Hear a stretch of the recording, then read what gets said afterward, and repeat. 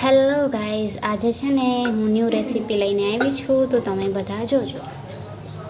આ તપેલીમાં 2 પાવડા છે ને તેલ નાખી દેવાનું છે, જોઈ લો. ત્યારબાદ એમાં વઘાણી નાખીને, તેલ ગરમ થઈ ગયું છે એટલે વઘાણીને હળદર નાખીને જે આ રેસીપી છે એની અંદર ઉમેરી દેવાની છે, જોઈ લો. ત્યારબાદ આવી સરસ રીતે છે ને આવી રીતે હલાવી નાખવાનું છે. સ્વાદ અનુસાર મીઠું એડ કરી દેવાનું છે અને છે ને ધીમા ગેસે બંધ કરીને થોડીક વાર 5 મિનિટ જેટલું છે 5 મિનિટ જેટલું એને ગળવા દેવાનું છે. ત્યારબાદ આ શાક સડી એટલે છે ને ટમેટા છે તે કટ કરીને તૈયાર રાખવાના છે. 5 મિનિટ પછી છે ને આખા છે ને સડી ગયા છે એટલે એની અંદર આપણે ટમેટા એડ કરી દઈશું. આવી રીતે હલાવી લેવાના છે. ત્યારબાદ છે ને તેમાં આ લસણનું મરચું છે ને એડ કરી દેવાનું છે.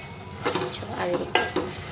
જો તમને વધારે પડતું ટેસ્ટી ભાવતું હોય તો તમે એમાં વધારે મરચું એડ કરી શકો છો. અમારા ઘરમાં તો બધાને છે ને મીડિયમ ભાવે છે એટલે એ પ્રમાણે મેં મરચું એડ કર્યું છે. પછી આવી રીતે સરસ રીતે હલાવી દેવાનું છે. રીતે ગરમ સડવા દેવાનું છે. આ ગરમ શાક રેડી થઈ ગયું છે, જોઈ લો તમે. જો આ ગરમ ટેસ્ટી રેસીપી આ થઈ ગઈ છે, જોઈ લો તમે બધા. તો મને કમેન્ટમાં કહેજો કે અમે કઈ રેસીપી બનાવી છે અને લાઈક, શેર અને સબસ્ક્રાઈબ કરજો.